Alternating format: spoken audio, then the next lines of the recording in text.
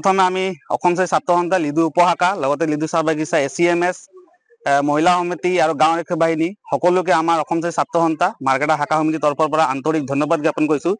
যিহেতু সৰ্বপ্ৰথমে ক'বই লাগিব যিবিলাকে আমাৰ এই ড্ৰাগছ লগতে ৰাগিয়াল বস্তুৰ লগত জড়িত আছে তেওঁলোকক সৰ্বপ্ৰথমে তীব্ৰভাৱে গৰিহণা দি গৈছোঁ।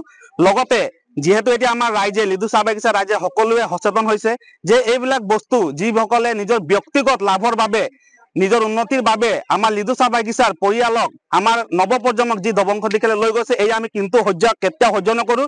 লগতে লিডু চাহ বাগিচা ৰাইজে কেতিয়াও সহ্য কৰা নহ'ব। যিসকল ব্যক্তি আমি দেখিবলৈ পাইছোঁ যে প্ৰায় অচিনাকি ব্যক্তি আমাৰ লিডু চাহ বাগিচাত প্ৰৱেশ কৰিছে, তেওঁৰ উদ্দেশ্য কি? তেওঁৰ উদ্দেশ্য একমাত্ৰ হৈছে ড্ৰাগছ। সেইকাৰণে এই ব্যক্তিসকলকো আমি শুকাই দিব বিচাৰিছোঁ যাতে কোনো কাৰণত বা কোনো কাৰণবশতঃ আমাৰ বাগিচাত তেওঁলোকে কেলে সোমাব। এই ক্ষেত্ৰত আমি আমাৰ মাৰ্কেটা প্ৰশাসন তথা লিডু প্ৰশাসনক আহ্বান কৰিছোঁ যাতে অতি সোনকালে তেওঁলোকৰ ওপৰত ব্যৱস্থা ল'ব লাগে আৰু অতি শীঘ্ৰে এক কঠোৰ আইনী ব্যৱস্থা লৈ কিনি তেওঁলোকৰ কঠোৰ আইনী ব্যৱস্থা লৈ কিনি গ্ৰেপ্তাৰ কৰিব লাগে অতি সোনকালে। অন্যথা কিন্তু আমাৰ লিডু চাহ বাগিচা ৰাইজ তথা আমাৰ বিভিন্ন দল সংগঠনে তেওঁৰ ওপৰত ব্যৱস্থা ল'বৰ কাৰণে আমি সাজু হ'ম।